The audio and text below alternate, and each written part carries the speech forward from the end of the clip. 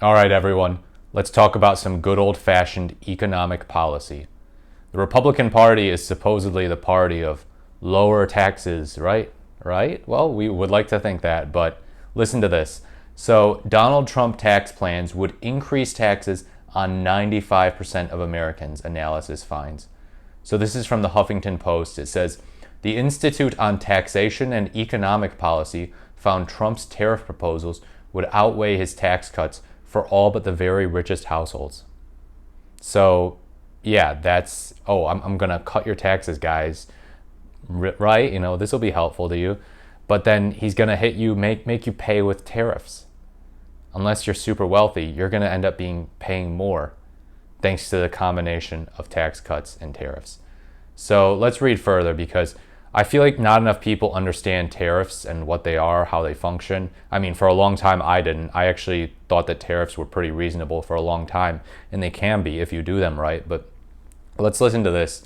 Former President Trump's domestic policy agenda would amount to a tax increase on the vast majority of American households, according to a new analysis by a Washington, D.C.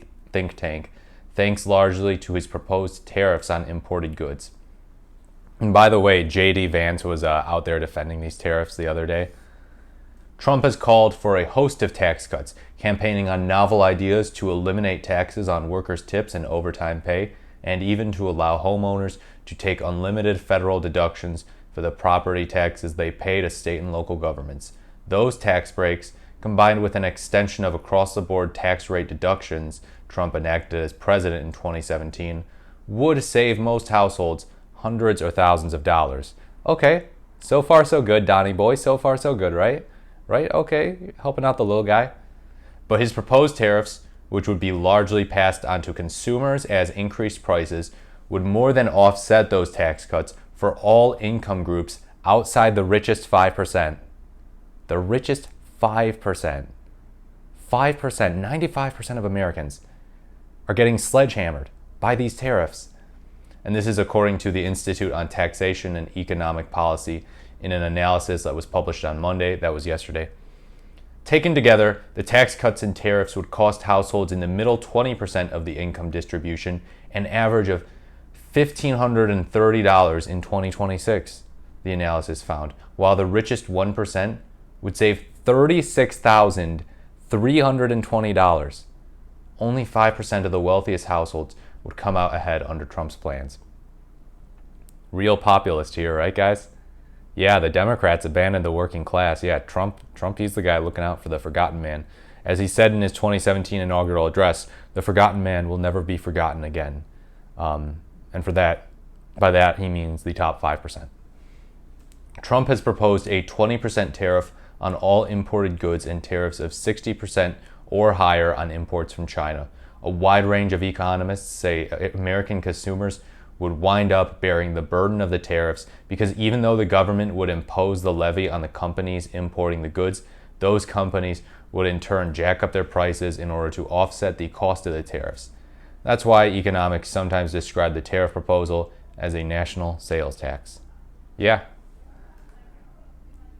Trump has flatly rejected the consensus. Of course, because nobody rejects consensuses quite like Trump. I mean, see the climate science consensus. I have no sales tax. That's an incorrect statement, Trump said at last month's debate with his Democratic presidential rival, Kamala Harris. Quote, "We're doing tariffs on other countries." The Conservative Tax Foundation has said Trump's tariffs would essentially be an excise tax and that his proposals would set tariffs at levels not seen since the Great Depression. Oh, what a coincidence. Yeah, remember the Hawley-Smoot tariff? Smoot-Hawley, I forget which order it goes in, but yeah, right around the Great Depression.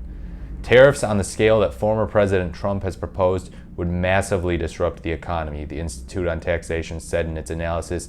They would cause substantial price increases on imported goods, severely damage the industries that rely on imports, hurting employment in those industries, and result in price increases for goods for which final production occurs domestically.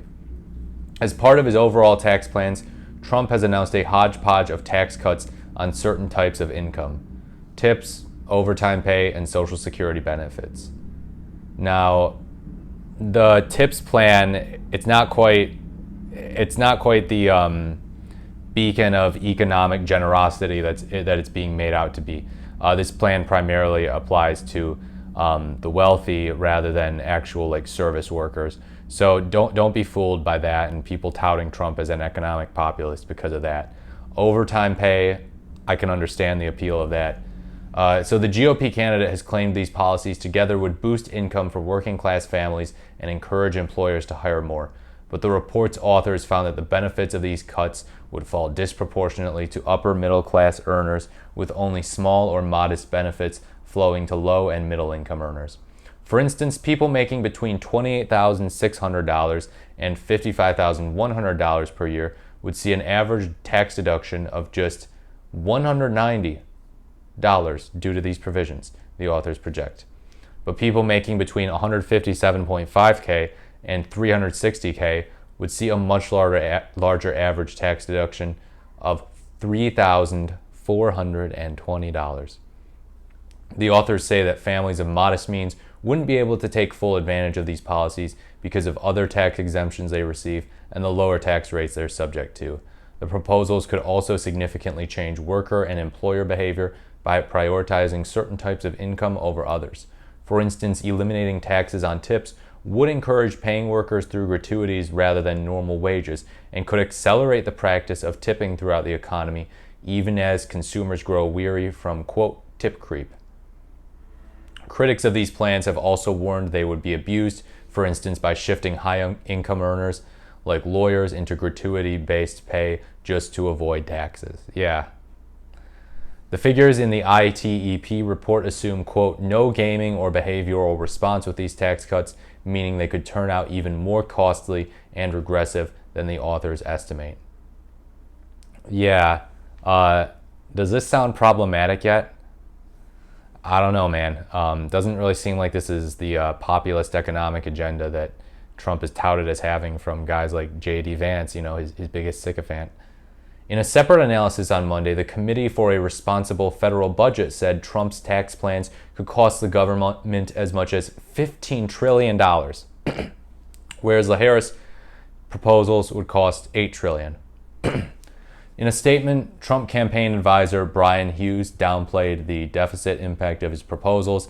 He said, quote, President Trump's historic tax cuts laid the foundation for robust, non-inflationary growth that fueled more revenue for the federal government, not less, Hughes said. President Trump's plan will rein in wasteful spending, defeat inflation, reduce the burden of interest costs, and ignite economic growth that fuels federal revenue so we can make our economy great again. Yeah, about the inflation point, isn't it crazy how inflation started almost right after Trump left office, before Biden's policies had taken effect? Just saying. So yeah, I mean, I don't know. I wouldn't say that either party is solely responsible for the inflation that we saw in the early 2020s, but I would say this.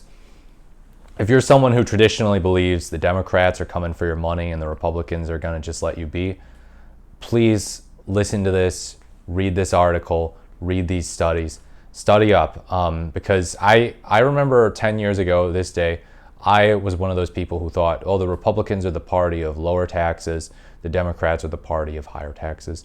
And so I was more sympathetic to the Republicans. I thought that taxes were an important thing and that, well, if you want low taxes, you got to side with the Republicans. Not so. Because although the tax cuts that Trump offers may seem generous, they are more than offset by tariffs. And as this article points out, only the top 5% evade the disastrous consequences of the tariffs. So yeah, vote wisely, vote based on your wallet. And that's my analysis. Please share this video with people who still insist that the Republican Party is a populist party and a party of small government and they're not coming to take your money, because they kind of are. Sorry, unless you're super wealthy. But yeah. If you like this video, if you found it interesting or insightful, please leave a like, comment, or subscribe to the channel. I really do appreciate it. I want to grow the size of this channel, get it going, put more and more content out there for this 2024 election that is shaping to just be so interesting, so exciting, so entertaining with these debates. Yeah, thank you so much for watching. And as always, I look forward to speaking to you in the next video.